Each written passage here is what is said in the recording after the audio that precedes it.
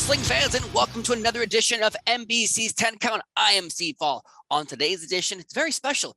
I'm going backstage to a WWE Live Event, and I am talking to the one and only Nikki A.S.H.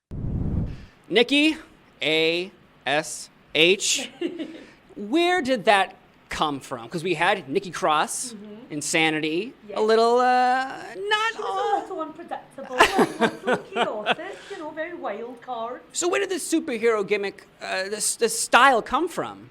For me, I've always loved superheroes and television shows. I loved the X-Men cartoon from the 90s and the Spider-Man cartoon. I love a lot of the Marvel and the DC. And a lot of this, Jessica Jones on Netflix and The Boys. So I'm a big fan of superheroes. And it was time for something different. It was a time to be a little more heroic. So for me, the idea, it started, and then we, the outfit and the cape and the mask, and I just felt like I could try anything when I have on the superhero costume. So for me, I think it's a lovely message as well to send to our WWE fans and the families who come and watch WWE. So I love it. I love doing it. That's awesome because, there, like you said, superheroes are everywhere, and little kids do need someone to look up to. And, I love The Undertaker, but being a dead man probably isn't the best person to look up to. But being a superhero definitely brings that to the game. Now, obviously, you're out there performing in front of the audience. But what do you say to the audience, someone who wants to get into sports entertainment? How do they start the process, do you think? I think for those of our fans who want to maybe enter into this industry, my advice would be, always find yourself a good school. Find, do your research, research your trainers, and do the research and make sure you're going to a good school. And then just take that first step. And, because we are professionally trained athletes, and we've spent hours and hours and hours and months and years taking that time to learn what we do in a safe way. So for me, safety is always paramount. Even if you're trying to learn how to fly, like almost a superhero, that would be the number one is, find yourself a good school, learn how to do this, safely and properly, and always just have, always have another plan as well, because what we do is very physical. So always have another plan too. I studied at the University of Glasgow.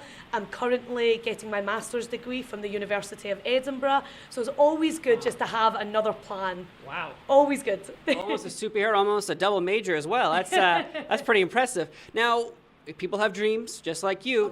Now, who is your dream opponent? The past, the present? Who is someone you want to get in the ring with that maybe you won't never get a chance to, or maybe you haven't got a chance to do it yet? I really want to have almost a superhero, Mighty Molly and the Hurricane Shane Helms in. Let's do a 6-person tag team match. Superheroes versus supervillains. Oh my! That for me is my dream scenario. You took my money right there. I'm there. So now in wrestling we have tag teams. You brought up the Hurricane and Mighty Molly. If you created your own faction, would that be the faction you'd form, or are we going beyond that? They're my number one picks. They're the superheroes. Mighty Molly and the Hurricane, they'd have to be there. We could be better than the Avengers, the Justice League. We could take on the world. We could take on the universe. Nikki, opposing? Almost a superhero assemble. Someone get on that. We need to have someone do that. Now, you work at the WWE. You obviously interact with Vince McMahon. Well, we all know him as this character we see on TV, that type of guy. But what's he really like? Have you had an experience with him that some people might not know about?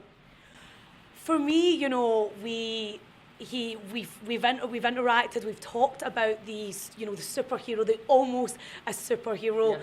And I remember when after I won the WWE Raw Women's Championship, I saw Vince McMahon, and he looked at me, and I looked at him, and I said, almost a superhero, and we laughed, we smiled. We've interacted a lot with this character, and yeah. That's awesome. Great to work for. Oh, yeah, I was going to say, because everyone, they have these scenarios and these thoughts of what he's like, but only people who actually, interact with them as, and did he also stand up and do almost a superhero? I couldn't get him to do the pose. I really wanted him to do the pose. He didn't have his cape on? I need to get him a cape. I really do. I need to get him a cape. I'm surprised he doesn't own one. I think the $1 Million Man used to own a cape, and I think he might have borrowed it one time, maybe. I don't know about that. We need to get you a cape. I know. We're talking. That's Why true. don't you have a cape? You know what? Let's just pretend. Okay. Let's pretend. I'll pretend I've got mine too. Yeah, I have a cape on. I'm flying through the sky right now. Mine is hanging up right now in the Nikki Mobile. Oh wow! You have a Nikki Mobile. I do have a Nikki Mobile. It comes with a Nikki bat signal, or butterfly signal, I should say. And she's got the blue and gold stars all over it. I need to show you after this interview. It's fully decked out. I will put it on if you allow me to do that. I will definitely do that. You are a professional athlete. You're sports entertainment. But what would you be doing if you weren't here? If I wasn't here, Yeah. I would be fighting crime and fighting for justice everywhere in the world. I would be almost a superhero too. I love it. Well, thank you so much for your time. Thank you so much, Nikki Mobile. I'll meet you out there in a little while. I'll get you a cape. Thank you so much. Thank you for your time. Thank you, everyone, for watching a brand new edition of NBC's 10 Count. I've been Steve Fault, and thank you so much, Nikki A.S.H. I can't wait to wear my superhero cape. Have a good one, folks.